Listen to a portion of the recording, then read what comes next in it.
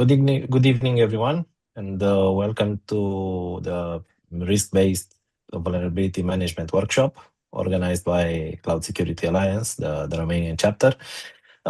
Today's session will address a fundamental challenge in a modern cybersecurity world. We are no longer lacking of vulnerability data.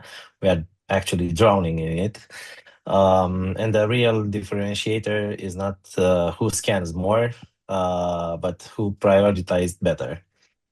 Risk-based vulnerability management means shifting from static CVSS scores and patch everything actually to contextual business align and decision making. It's about understanding exploitability, exposure, threat activity, and optional impact, and of course translating all into measurable risk reduction. We are privileged to have with us Radu Stănescu, founder and CEO of Sandline, a professional who I really admire. I think he influenced a lot of cybersecurity professionals, including myself, and I think many pen testers and offensive security professionals, at least from Romania and also from abroad, have openly stated that Radu has been a source of inspiration in let's say shaping this mindset, because in offensive security, at least, I think mindset be the skills. That idea is particularly relevant tonight because tools are evolving, exploits are changing, CVs are multiplying, but strategic thinking, analytic rigor, and the ability to interpret risk in context, those are enduring competitive advantages. So, Radu, with this one, I think the floor is yours, and you can, I don't know, start by presenting yourself and showing us some. Thank you. Thank you very much, Dragos. Thank you, CSA Romania. Thank you for the kind words, first of all. Yeah, you probably already sum it up everything that I was planning to say, but it's a very good opening. And indeed, nowadays it's not anymore about who is, let's say, scanning more or who is scanning fast or who is covering more code or more application. Although the attack surface is still one of the very important aspects when you're speaking about vulnerability management, because I'm still seeing how companies are nowadays struggling with something that us in cybersecurity we were taking for granted. Let's say like the fact that organizations know all their assets and they know where they are. They know that there are all the assets that they have and no other rogue assets are around in the network, which is not really the case. So yeah, definitely attack surface monitoring is the root of any vulnerability management program that you want to initiate. Now, speaking about the next part, which you mentioned, is not about CVSS and just the vulnerability, the technical vulnerability itself. Indeed, I'm, let's say, preaching about this thing for a little bit over, I don't know, 10, 15 years. As I was saying, look, CVSS is not necessarily the best way to score a vulnerability. Not only because it's looking from purely technical point of view, meaning that, okay, he's analyzing from the vector of attack, the network information and all that, but it's also lacking meaningful data for not so technical persons, because in the end, we must admit, either we want it or not, especially as a cybersecurity professional, that solving vulnerabilities, solving issues in the network related about cybersecurity it's about having the resources, and those resources are very scarce. Either that we're speaking about human resources or financial resources or time resources, whatever, they are quite scarce in this area. And in a lot of cases, we need to go towards the management, I don't know, CFO, the CRO, and other C's level to, let's say, explain them that we're having some issues and to ask for some resources, mostly money in general, or at least with money, we can get some more software, hardware, people, whatever. And they were lacking, there was a real fracture, let's say, between the technical people, which needed those resources, and the management, which did not understood what SQL injection means, or process scripting, or I don't know, remote code execution and stuff like that. And if they were not understanding, they will also not prioritize. They will not give the necessary resource and time and money to the people to fix it. So that's the moment when I realized that prioritizing just on that CVSS, which is still very used, very known all over, is not necessarily the best approach when you need to speak at the board level. That's when I pretty much started digging a little bit left and right on different methodologies, and I bumped into Octave, Stride, Dread, and other methodologies for calculating this risk, which they have their benefits in for different purposes. Depending, if you're looking just for code vulnerability, then you might go for one. If you're looking from more project management perspective, you might look on another one. But one which I highly liked, although it did not get much traction in the beginning, now maybe a little bit more, is the DREAD methodology, because this one is basically based on 5 pillars. The first D is the damage. That is in very simple terms, meaning that you can explain what will happen to the organization if that vulnerability will be exploited. Maybe it will not be exploited, but what will it happen if it's actually exploited? And there you can go on a scale from 1 to 10. Usually they're split in 4 categories, so depending on each organization how to decide. Then you have the reproducibility, because also this aspect can be quite interesting. Is that a vulnerability that you can reproduce anytime? There are no other race condition that you might need in order to exploit that vulnerability. Or I don't know, maybe you can exploit it only on Tuesday 13 if it's an odd month of the year, something like that, I don't know. Or maybe you can reproduce it only while also a backup procedure is in place. You never know what's going on. So that's also an interesting aspect because it puts a little bit of urgency on the decision point. When you tell him, hey, this is a vulnerability that you can exploit only twice a year, it's not gonna be, maybe it's a very critical vulnerability, but if it's only twice a year that can happen, is not that important. If you're telling him it can be exploited anytime, then the reproducibility factor might wait a little bit in the decision. Next one is the exploitability. So how easy it is to exploit that part, meaning, is there a public exploit? Is there a script already done? Does it have even a web graphical interface so any script kiddies can do it? Or you need to be a really advanced hacker, like someone that I know that hacks bio devices and other things like that. Here I'm pointing towards Dragosh. That you really need to have deep understanding and deep knowledge on how to create your own exploit and to hack it.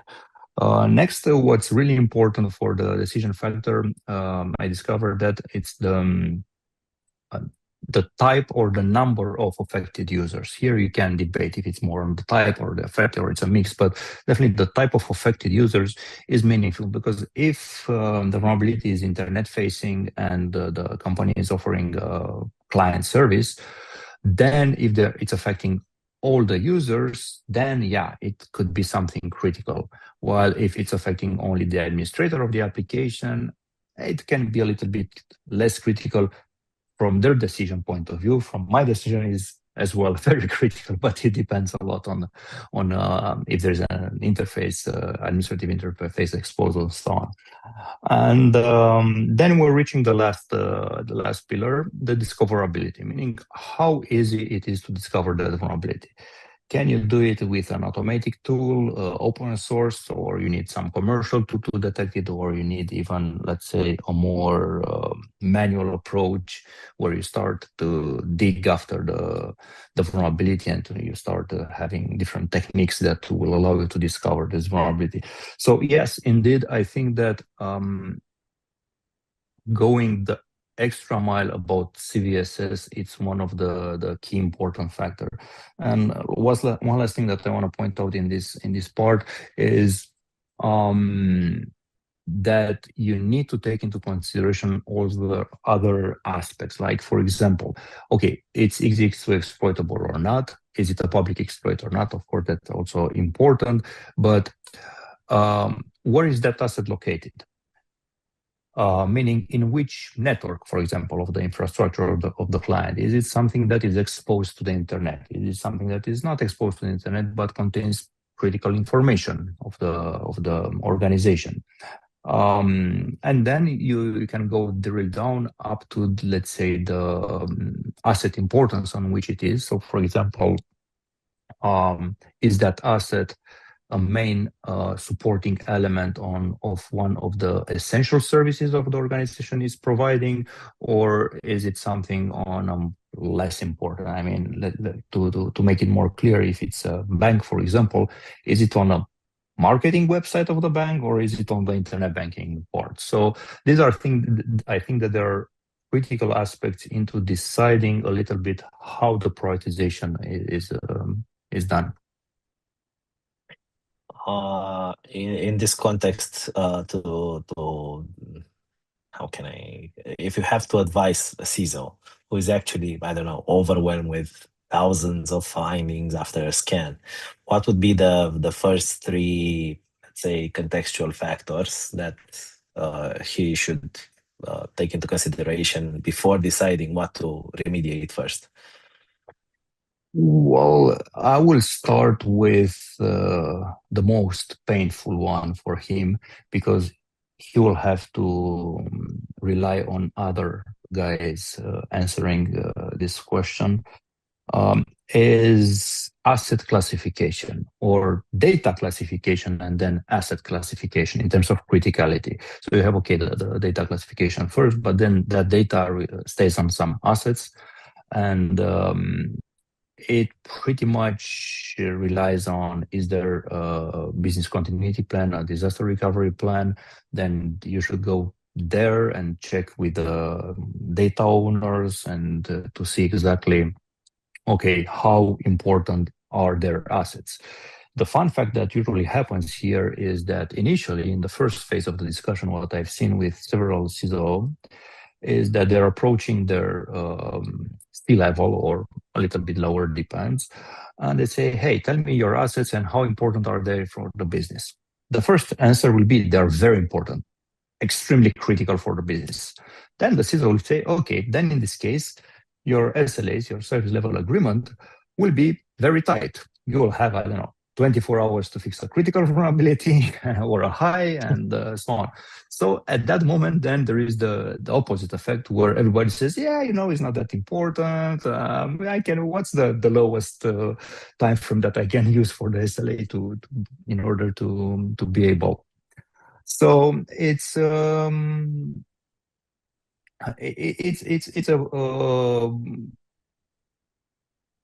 sorry, it's a balance that you need to find between the two aspects. That, yeah, it's in the end gonna be a negotiation. What's the actual time where the business can afford to have a particular service or a particular asset offline, in terms of maybe there are some SLAs towards the clients or other kind of things.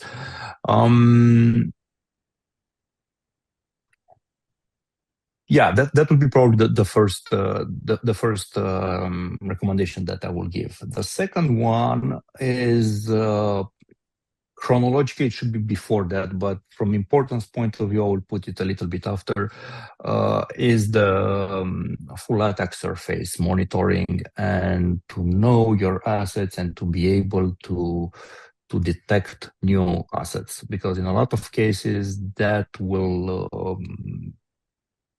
matter a lot, especially nowadays with a lot of wireless networks that are just purely extending the LAN. There's no delimitation, no DMZs, no safety zones. That's one problem. On the other hand, also, if we're speaking just in the pure LAN network, the wired one, let's be honest, how many organizations have a proper network access control in the network, and if they have, how good it is protecting also, let's say, the printers part, which could be some entry point, very very nice. So I IoT think and so on. IoT, yeah, definitely the whole shebang, business automation and all that. So definitely that's a second advice that I will definitely try to approach as soon as possible. Um, the third one that I would set is also at the C-level. I would say there should be some sort of agreement upon two factors. First of all, especially when initiating such a vulnerability management program, would be to agree upon the number of severities that you want to have in an organization. And here you can range anywhere between, let's say, 3 and 5. Um, and also how they are split, let's say, into the range, how it's being split. Do you have equally split in 5 the whole range? Do you have it more towards the low and medium in the beginning, or the info even, and a very small part of high and critical, which in general I advise, because otherwise if you bump into the second part of the discussion that I wanted to reach, is what are the SLA of fixing those findings based on their criticality, then you might end up having 1,000 vulnerabilities high and critical that you need to fix in 24 hours, which is not definitely not possible. And also, it's important that these decisions are part of a process, a recurrent process that should be reevaluated in time and that should be adjusted based on the organization risk appetite and yeah, the current situation at each step. Yep. Um, I think you already saw. I really want to jump into this AI stuff which is happening right now, and I think it's a super important topic. OpenClaw and the others. So we are seeing that the increase of AI vulnerability discovery, prioritization, and even exploit development. From your perspective, how can AI will improve the vulnerability identification and also the risk scoring in order to, let's say, to avoid deviations and actually to limit what is happening, let's say, in the standard vulnerability management, to avoid the false positive, the let's say the stupid results that are provided by automated scanners, let's say. Yeah, definitely AI is helping also us on the defensive part, not only on the offensive part that we can see plenty of tools popping up. I think there are basically two major areas in this realm of vulnerability scanning, vulnerability management, where AI can bring a lot of benefit, but also a third one, which I have the feeling that is getting more and more important, even though I was pretty much ignoring it until recently. So for the first two, the first one will be, as you mentioned, the false positive rate, because with AI you will be able to recycle again the false positive and to see exactly if what the vulnerability scanner detected does really apply, that it really means, and also to correlate that information with, let's say, um, backend information that you might know about what are your assets, exactly what software you have on your assets, what version you have on your assets. And when you correlate what the scanner detects with what you already know, hopefully you have that information, then you really can automate the false positive rate and eventually decrease it to very close to zero. Because if you have also the insight about what's on your network, if you have last like some OS query or something like that, that can really provide you insights. Okay, you're telling me I have a Apache vulnerability, but I'm having only Nginx, so that's Yeah, totally yeah. false positive. Then the next aspect where definitely it will help is in the prioritization part, in terms of giving more context to the vulnerability in order to lower their risk or to higher their risk. In terms of okay, is it exploitable now in the wild? So these are, let's say, the dynamic part of vulnerability management, where you're looking from the risk perspective. And these are things like that they're moving, they're not static ones. Pretty similar, let's say, to the EPSS, which is somehow dynamic but not really adaptive, let's say, to the whole situation.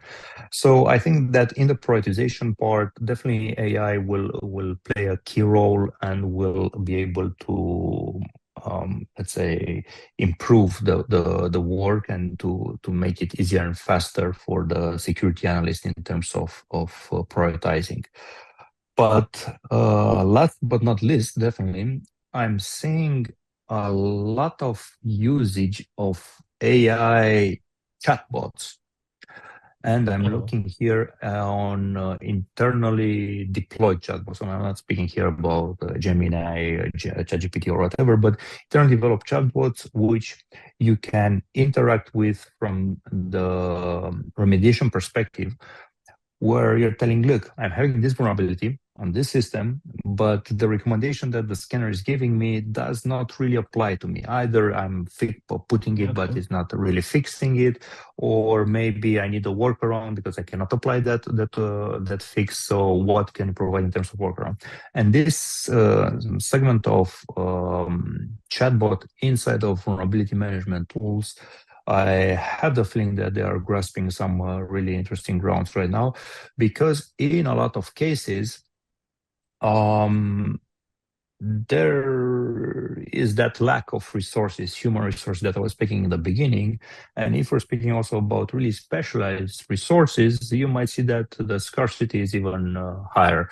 So it's somehow hard for maybe a sysadmin or net admin or a dev even to really understand the vulnerability and to fix it, and to be somehow sure that the fix that they're going to apply will not break something else, because otherwise it will be considered their fault. So in this realm of speaking with consultant, an AI consultant, let's say, Mhm, mhm. I have the feeling that they are really grasping some grounds on this, because it's becoming to be more useful, while at the same time, you as an organization, you're not putting all your eggs on the internet, and everybody can, well, not everybody, but um, you do not publish your internal affairs on the outside. So this is something that I'm also seeing good traction. Okay. Okay. But continuing this on this idea, would you rely on an agent, AI agent, basically, which We, is, let's say, built on whatever you are feeding, yeah, the actual recommendation that you are asking for, and in the end, based on this, to apply some patches, and after that, reevaluate the security posture. I mean, like performing like a retest, not like an exploitation in the wild again, without having all the things in place. well, Well, yeah, that sounds a little bit of like Asimov, but we're getting there probably. The idea is that if you would have asked me this, I don't know, 3, 5 years ago, probably I would have definitely say no. And nowadays, definitely you can improve a lot of things with AI agents,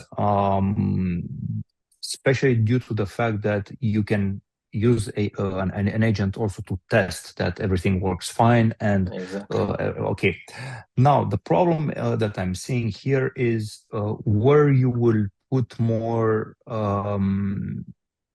time in developing, or in when you draw the line, if it's gonna take you 5 days to create the whole scenario, to script it, to get to feed it to the AI agent so he can test afterwards, and then also to create the patching cycle initially. Um, and you can test it in 5 minutes manually, then you need to balance somehow these things. But sometimes it's a lot easier to just test it manually, and that's it. So that's why I'm still a little bit reluctant, but I'm not sure that in 1 year or two from now I will have the same answer. It depends a lot on the capability probably of generating flows quite easily. I'll give you an example. N8N. With N8N, you can do a lot of things, automation and all that. Now, the good part is that at least with ChatGPT right now, you can quite easily tell ChatGPT what you want, and they will create that JSON file with the whole action that you just import in N8N afterwards. So this part, if it will evolve more, I believe that it can eventually bring some really good benefits in the whole realm. On the other hand, if we're going back on, let's say, the reality check now on organizations, especially the larger you go, the more bureaucratic it becomes in procedures and all that, and maintenance windows and announced maintenance windows and all that. I believe that there should be, I mean, even if we have the technology here, what will be a lot more difficult than changing the technology will be changing the mindset of people. And this is for two reasons. First of all, you'll have the first layer, the management layer here, that will probably be a little bit scared about, hey, should I really conceive my whole guts of the business to some AI agent? First part. Second, you will have the lower part of the organization, which I believe that at least in the beginning, how it was with all the new improvements from the 60s to AI now to whatever, they will say, hey, we're losing our job. So let's slow down this part of the evolution. So I think from these two elements, there will be a little bit of pushback until the moment that you will be able to say, hey, you know what? You can automate the whole thing and it's going to be fine. So you're going to use people only to monitor that the scenarios that I did, they're Mhm. fine. And I'm going here back a little bit out of the particular subject of vulnerability management. I'm going towards the pure development part, where if you're looking in a lot of cases, you develop an application or a module in an existing application. And that takes you, I don't know, a couple of hours. But then if you want to do the whole test unit for that, and all the scenarios where that function will be involved somehow, it might take you 2, 3, 4 times more. And in a lot of cases, if you know that you're not going to modify that much that function, you say, okay, I'm developing 5 minutes of code and testing 5 hours afterwards. So although you cannot always prevent this, but I have the thing that it's still this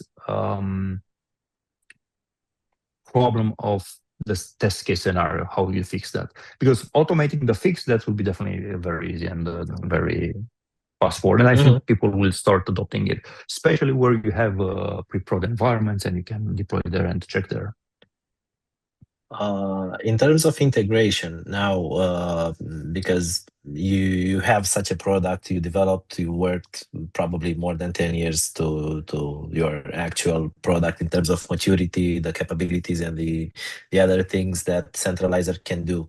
Would you involve or would you integrate such I don't know, an agent in order to improve the time to perform this in a very automated way for client perspective, for even for, I don't know, for optimizing some flows? So currently we have a couple of AI algorithm implemented in the centralizer. The first one that came even before the big bang of AI, let's say, which was pretty much more algorithmic processing rather than AI. It's after some time that we transform it into an AI part. It was an adaptive risk evaluation based on user behavior, meaning that in an organization, you start with the baseline level for the SLAs and with the risk levels, of course.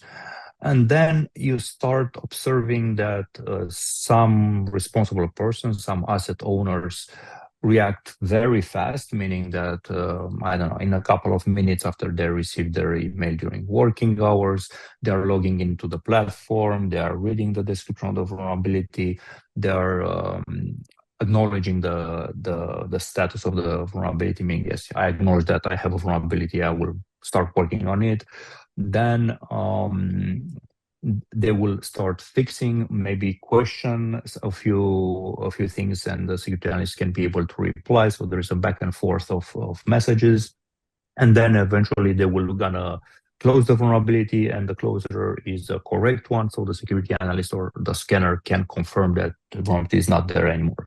So this is the normal flow, but as we know, it's not everything normal all the time, and sometimes you have some people that react like that, some other people that will not react, and in centralizer there is a mechanism which, based on the SLA, on that is depending on the asset criticality and the criticality of the vulnerability, you have a certain number of days that you need to acknowledge.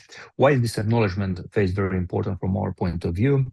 It is because basically, let's say until a vulnerability has been discovered into the vulnerability management program of an organization, the risk, I will not say pointing fingers, but the risk is somehow split between the asset owner and the security team, because the asset owner should have, let's say, update or harden their asset correctly, while the security team should have detect that it was not correctly done. The moment that the security team discovers it, from that moment on, basically the risk is not on their side anymore, and it's pushed towards the asset owner. But the asset owner can say, yes, it's my risk, or no, because I'm using a third-party product, so I will need to advance towards there. So it is this first of transferring the risk responsibility, basically.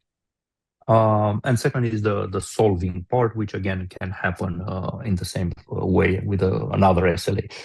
Now, the A part that we did here, it is in order to higher the risk or lower the risk of the vulnerability based on the previous behavior of the user that is responsible of fixing the vulnerability. So if it's someone which is always fixing it, okay, the risk will be the same, or maybe even a little bit lowered compared to other vulnerabilities.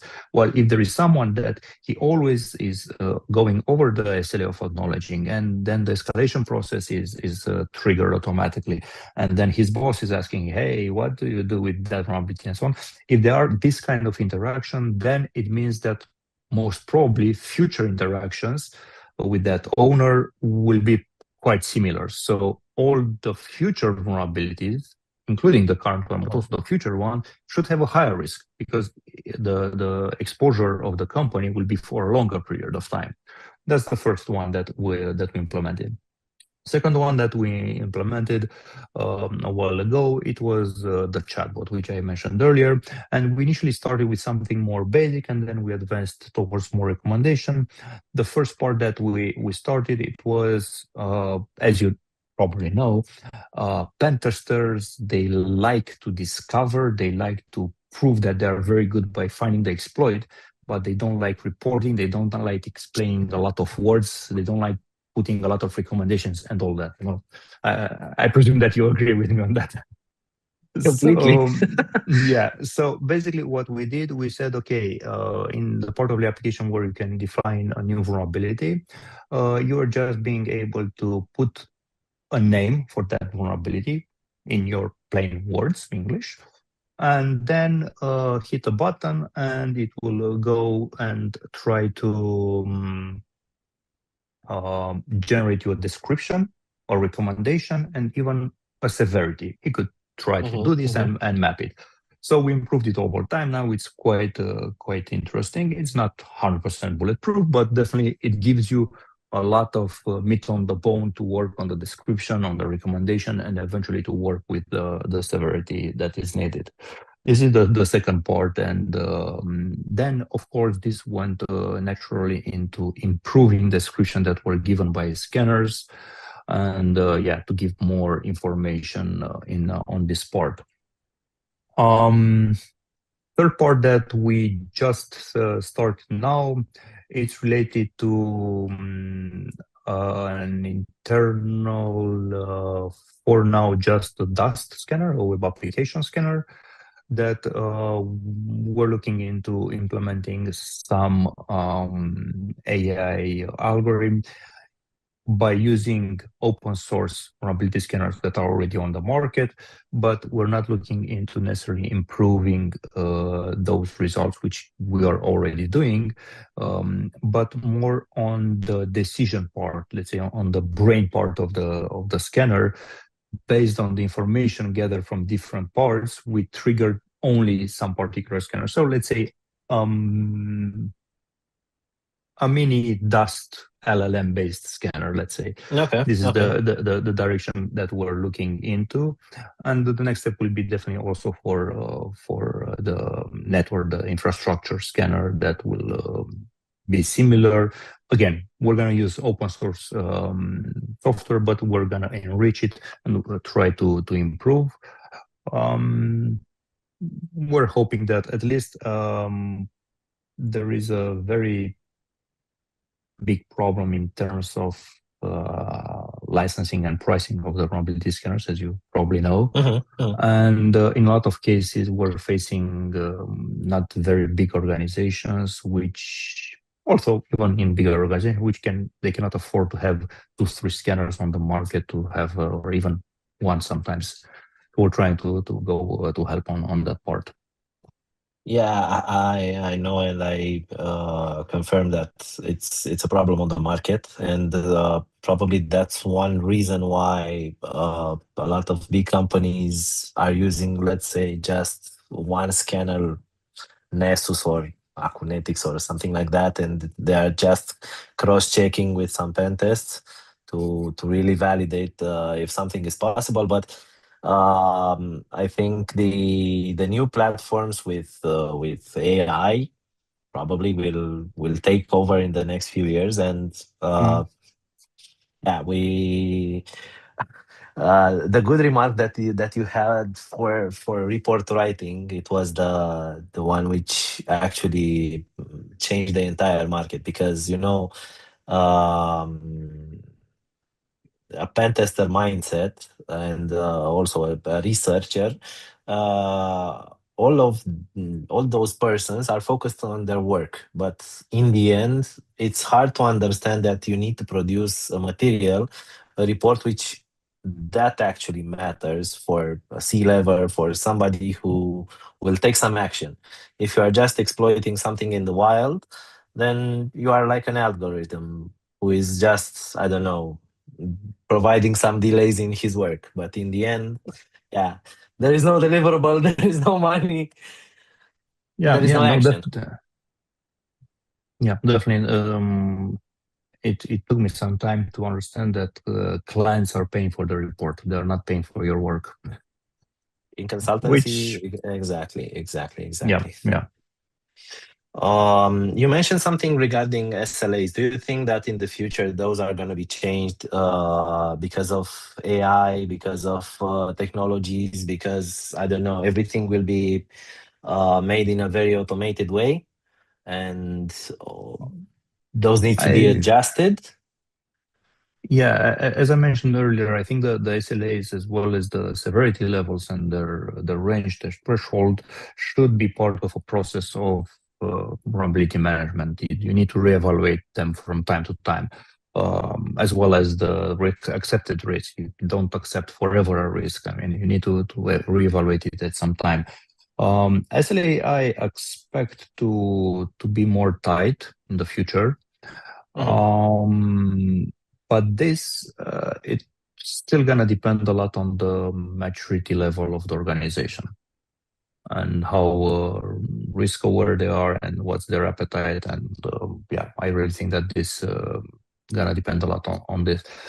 Mm, I'm still a little bit reluctant at this point to say that they will pretty much disappear because agentic AI will solve it as soon as being deployed. I mean, if detected, it's going to be redeployed in a safe way.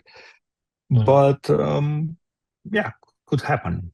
We never know what's going to be in the future. But for some time, I think they will slowly tighten. At the same time, it's that. By the book recommendation, I think it started from Microsoft. I don't know who started that critical vulnerability should be deployed in maximum 72 hours. Well, if you ask me, it was very late a few years ago. Now, if we're with AI, we're speaking about 72 hours. Well, all your data belongs to me in 72 hours, let's say. Exactly. Everything is So, encrypted and it's already yeah, transferred.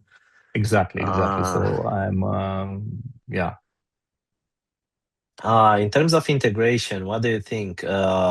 Because yeah, probably most of the professionals in this domain heard about XBOW, and yeah, it took like 6 months to become number one in HackerOne to find this kind of stuff. But I think that's the major improvement that XBOW also is good in creating reports, nice reports, and understandable reports with all the proof of concept. What do you think it worth integrating with such a tool in terms of reporting and because it's something that I don't know also covers a hidden part of a professional's actual job, right? I mean, finding 0 days, which we don't know actually right now if they are well documented, if it's something in the dark or something that really needs to be covered. Well, definitely, any integration, I'm a big fan of integration. Any integration is a good integration, that's for sure. Now, related to the one of the key element in reporting from my point of view is to be able to um, know exactly the report that you're gonna do. Although I'm not a big fan of report because from the moment that you export a report, the moment that someone reads and takes some action, things might have changed. So I'm more of a dashboard guy. Let's say go there and see the results right now. In terms of reporting, it matters a lot to see which is your audience and to adapt it to your audience. And here I'm not speaking just about how long or short to be the report, but also what kind of information to export in that report. Because if you're gonna board someone from the C level with the technical, the request and reply, and all that part, and how to duplicate the vulnerability to check it afterwards, I think it's not worth mentioning. So I think in terms of reporting, the calibration of the reports toward your audience is one of the key elements. Moreover, in here, I think that AI could play a really interesting role, and we're already evaluating that, but still did not, let's say, perform in a very good way because at least in our case, we're looking only on-premise deployment of everything. Mhm. Um, I think that in this part also the executive reporting part, let's say, could have as input the technical report. So you just create one report and that the rest will be automatically generated also for the executive level.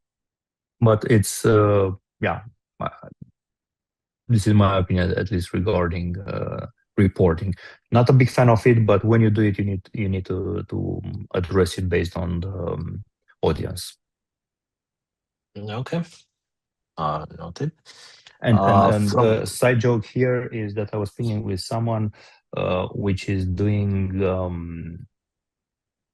NLP, and I'm not going to speak about NLP as natural language processing, the geek part, but Mhm. NLP, the natural language programming part. And we're discussing about what are the inputs and outputs, but mainly the inputs of human being in general. And there are people that, in order to understand something, they need to read it. There are people that, in order to understand something, they need to see some videos or some drawings or images or charts. Others are they need to hear it, or others, let's say, even they need to do the action. They are more kinetic in this part. And he was joking, but I'm more and more considering this part to create also, for example, audio reports, okay. because they might be people out there in the sea level that they are more used to listen than to read. Sometimes you never know. So that could be also some sort of future. Uh, do you think that our market is ready for this? Depending on what market we're speaking, it Let's depends. say local market, Romanian market, but Local also market, let's extend it to European market. Then. probably not. Probably not. But if we're looking maybe towards US market, where, for example, podcasts are something Mhm. very used, there you might end up into having some grasp. I don't know. It's just food for thought, but it was Yeah. funny because yeah, it's you never know, Uh, or maybe just charts. of course, of course. But the audio reports for me sounds pretty good, and I think it can. I don't know. We can skip a lot of hours by just performing the report readouts in front of some Mhm. clients, which Yeah, after 30 minutes they really get bored. And exactly. actually, with Yeah, those audio reports, they can put it whenever they want, when they exactly. are driving home. Yeah, yeah. But yeah, It's like it's that. yeah, please. Like those 15 minutes books. You know, 15 minutes, you hear the whole book. Okay, that's it. Yeah, it has to be a switch in this kind of mindset.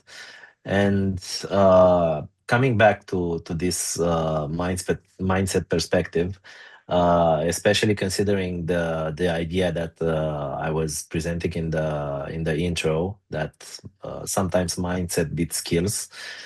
What do you think that differentiates a mature vulnerability management program from a reactive one?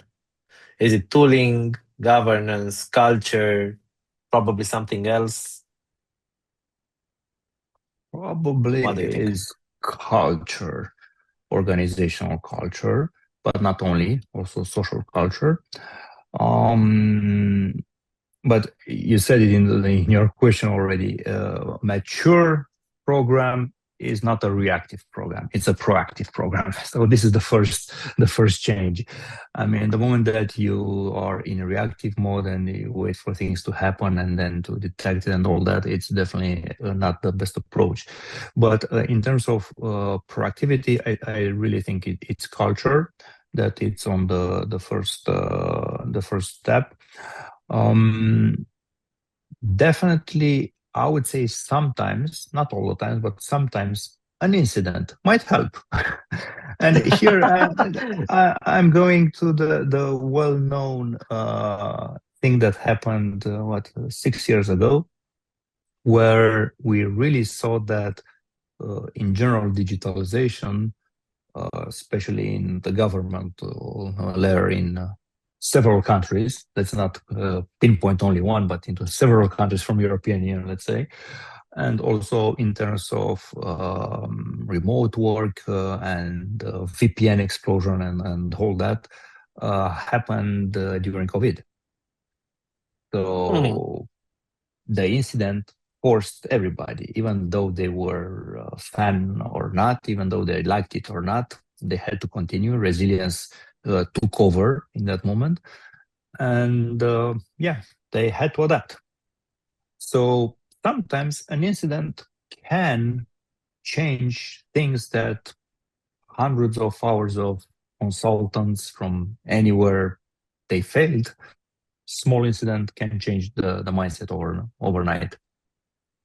But comparing, let's say, 2019 before pandemic, how was treated the how were treated the actual incidents, even ransomware, because at that point the ransomware weren't that big. And now after the pandemic, what do you think? What was the level, let's say, of the maturity started to show off in terms of this aspect, the vulnerability management? Is I Well, mean, do you find a change, a big change? yeah, I would say it's a big change. I would say it's a big change before pandemic and after. Now I'm not sure which is the main trigger, or I would definitely go for a combination of triggers that happened somehow simultaneously. First, it was, yeah, the pandemic forced people to work more online, which meant more attack surface. As people was working from home, they were not behind the corporate firewall and the proxies, so they were a little bit more vulnerable.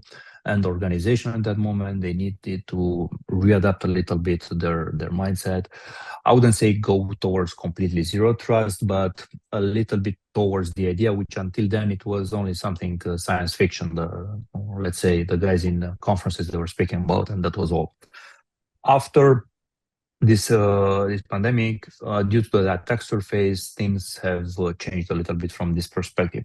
At the same time, somehow coincidence, probably also the AI part starting to move faster than before. And that's also probably one of the reasons why we've seen a little bit of more maturing, the company maturing their level of cybersecurity. But I think that the main driver is still the huge number of incidents and also the mediatizations of those incidents. They were going out on TV, which is was starting to be something new. Until now, until back then, you could not hear that often. Hey, I don't know, that company or that company had an incident or whatever. After COVID, I think that, yeah, the number of incidents raised, they were affecting a lot of businesses, they were crushing a lot of businesses, and that pretty much made it more towards everybody. For me, I remember 2018, I was in Singapore, and I was shocked at that moment. It was 2018, so just 1 year and a half, let's say 2 years before. I was shocked to see their ads on TV about cybersecurity in general as a fact, like cybersecurity awareness campaigns, or ads in the newspaper for cybersecurity products or cybersecurity services. You had these ads in the newspaper and on TV, so reaching basically everybody. And when I landed there, I picked up a taxi and I went to the hotel. And the guy said, "Okay, how are you? Where are you coming?" I said, "Look, I'm going to that conference for cybersecurity." The guy was aware of cybersecurity issues. He knew, for example, that his hospital had some cybersecurity attack, and the bank also had some issues at some point. So the guys were really aware, not scared, but cautious about the subject. I mean, they knew something about that. It was not like, what, cyber what? What's that? That was 2018. While everywhere in Europe, at least at that moment, it was a topic for a certain breed, let's say, of people. But the rest were like, yeah, I know a guy which is doing something on the computer, hackerish something, I don't know. That was it. Now, if you look on TV in in Romania, in other countries in Europe, you're gonna see different kind of ads or news about cybersecurity attack, ransomware, and different issues like that. Um, and also, the online media has started to pick up more this kind of news, because now if they are also on TV, of course they need to pick up also, because yeah, it's fashionable. But what do you think? Let's say, what are going to be the next steps in the future regarding this domain? Okay, in order to increase the level of maturity, the level of awareness, because with this AI, everything is going to be somehow speed up, and we need a vision, yeah, to Oh, have something prepared. yeah, I don't know if I can give you that vision, but definitely I think that there are some pillars that needs to happen, and in some places they are already happening. Um, First of all, is increase the awareness, and increase the awareness at all levels, starting, I don't know, I could dare to say even primary school, not only high school, um, up to sea level. As you know, in the NIS2 directive, for example, there a very small line which mentioned the fact that executive management should participate in such a training about cybersecurity. They need to understand. Pretty much, they need to understand what they are responsible for and what will happen to them if not. So that's the whole idea. But it needs to be implemented, as without awareness, definitely, it's like, I would say, like a second literacy. You really need to know a little bit more than just operate the computers nowadays, especially with the AI on the other side, on the attacker side, which can really mimic a lot of things that you will be clicking it, or you will be listening, or you'll be giving information. I was discussing with a friend of mine this morning. Um, Someone tried to scam him over the phone with different messages and so on. And the guy played his role until a point, and then he started putting very annoying question, and he managed to really piss off the scammer. And at some moment, the scammer hang up the conversation that was from a landline towards my friend's phone, and he wrote him from, I don't know if it was his private phone or a burner form, I don't know, on WhatsApp. And he told him that, look, you idiot, here is the screenshot of my bank account and how much money I'm doing from this in the last year. And the guy had 170k euro done from scamming in the last year in his bank account at the moment of the screenshot. So yeah, I told him, look, you're really patient, but really for this screenshot, really deserves everything. So it's working, because people do not have this kind of security literacy, let's say, cybersecurity literacy, and they get pwned from under different reasons. So that's definitely something that literacy should be in all the levels. The next step is, I really think that we're at a turning point, like in the industrial area when it started. A lot of people back then say, "Hey, I will took the robotics industrialization will take all our jobs, and what we're gonna do and all that." Um, and we've seen from then where people start adapting, everything went fine. I think this is also a turning point similar to that one. And besides cybersecurity, which is a safety measure on this part, I really think that there should be also something for AI, meaning that people should start learning how to use different basic tools of AI, mm, with two directions. First of all, to know what they're capable of and to protect. from this kind of behavior.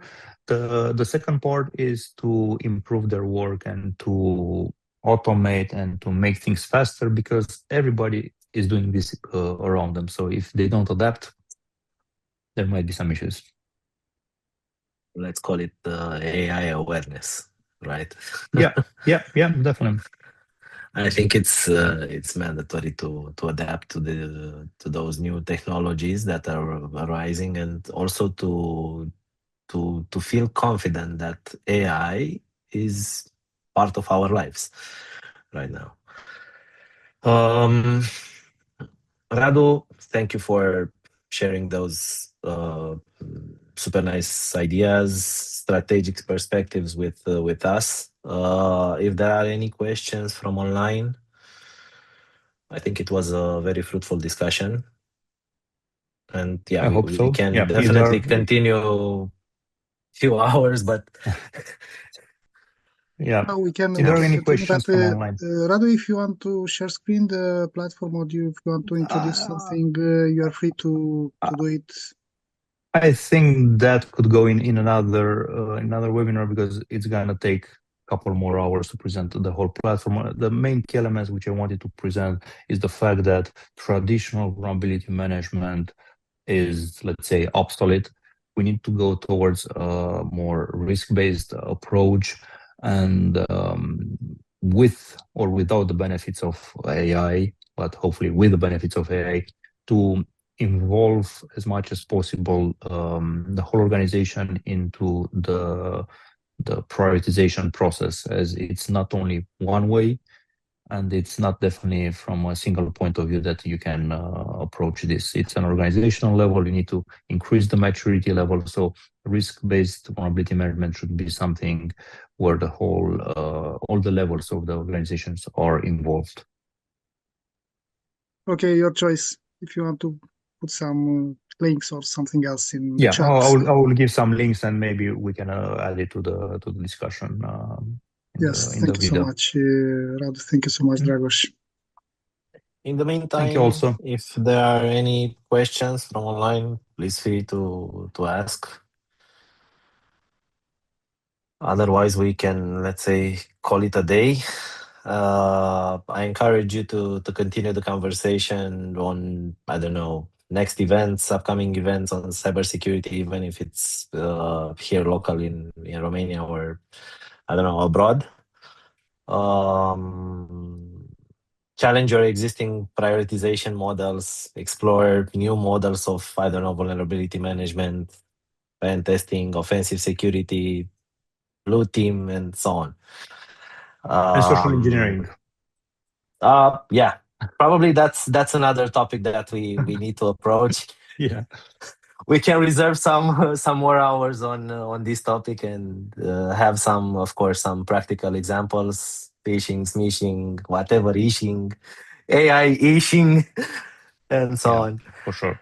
I just Uh, launched I just launched at the end of the previous year the new concept mishing, mind ishing, because artificial intelligence is not only social networks. It's about mind, all of us. yep. I So would, on behalf, sorry, Dragos, Radu, I would have a question regarding the prioritization of the vulnerabilities.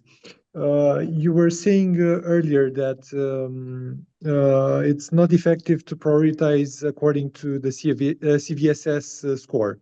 Um, I've seen some other professionals in the industry talking about prioritization depending on, for instance, CAV lists or EPSS or things like that. Given the fact that Nessus and other tools are giving you in the reports things like data like EPSS score, CVSS even, but they're lacking context like exposure in the network and things like that. How would you see let's say a formula or um, a context or something that takes into account all these all these facts and provides a quite accurate, let's say, illustration of the exposure and the real risk in the network. Thank you for the question. So that's what I was saying in the beginning. You cannot rely only on CVSS. Indeed, Nessus or other tools are providing their reporting in CVSS because it's the most commonly accepted and used, and also not to be very patriotic, but it's coming from a particular area of the world, so of course everybody they adopted it accordingly. And you can see easily this thing on how easy is the CV adopted, and it's been here for so many years compared to the EUVD, which just started 1 year or so. I don't know exactly the but whatever, and pretty much nobody cares about it, to be honest. I mean, unfortunately, and they're pretty much copying everything from CV and put it in EUVD. So coming back to your question, the best case or what I'm advising is, and what we implemented also in Centralizer, we're taking different type of information, like you mentioned, the severity, is there exploitability, the CAV list, the EPSS, and all that. Then, beside that, which from my point of view are purely technical severity, you need to add up the exposure, but it's not always about the exposure. I was having a discussion at some point with a very big pharma that did the vaccines from the COVID, to be more precise, one of the vaccine producer. And I was speaking with them exactly during COVID time for a vulnerability management platform implementation for them. And they were telling me directly, look, our internet exposed websites and servers, we do not care about them. What we care about them is what is in a very isolated lab somewhere in the network, completely separated. That's what's really meaningful for us. So the exposure, it depends. Each company sees it differently. So that's the reason why in Centralizer, what we did, we're taking all these elements and we allow the organization to configure how important they are for them. And we're saying, look, I want you to take into consideration the network security zone 10%, meaning that if there is in a particular network, I want to put 10% on the risk on the prioritization. If there is a public exploit, I want to put it, I don't know, 15% or 20%.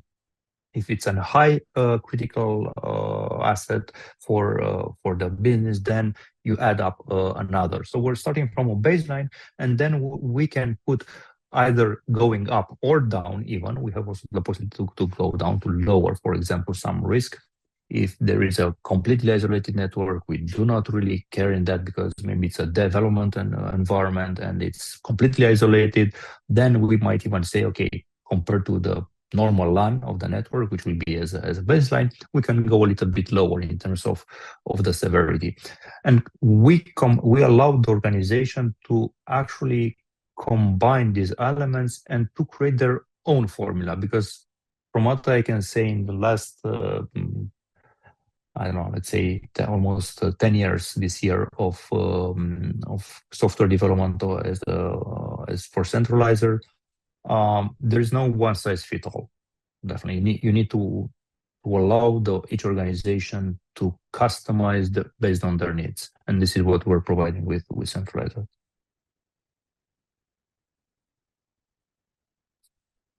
I hope this answered your question. Dragoș, you want to add something? Thank you. Yeah, regarding this, and also regarding the AI implementations and integrations and whatever is happening now with this part, I saw some solutions that somehow are, let's say, a layer above the AI agents that are taking the decision. I know there are some solutions based on graph theory, the implementation, which actually add the actual context in order to eliminate those actions that can be taken by the AI agent in order to, I don't know, to break or to take some stupid actions. But with this thing, with this graph theory, and let's say based on some ontologies, in order to add this context, this good context, I think it can be prioritize the entire activity of such an agent, and let's say for future implementation of AI. I know that there are some companies that actually create this as a service for a lot of, let's say, AI implementations and AI agents. And yeah, for the future, I think it's going to be a good idea to explore this this part. But yeah, we'll see how it's going to evolve.